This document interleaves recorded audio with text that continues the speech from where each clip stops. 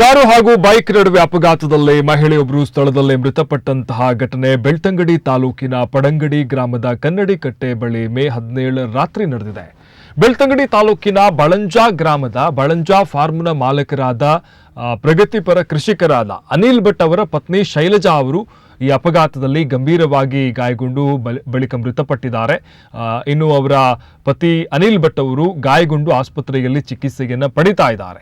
ಹೆಚ್ಚಿನ ಚಿಕಿತ್ಸೆಗಾಗಿ ಈಗಾಗಲೇ ಅವರನ್ನು ಮಂಗಳೂರಿನ ಆಸ್ಪತ್ರೆಗೆ ದಾಖಲಿಸಲಾಗಿದೆ.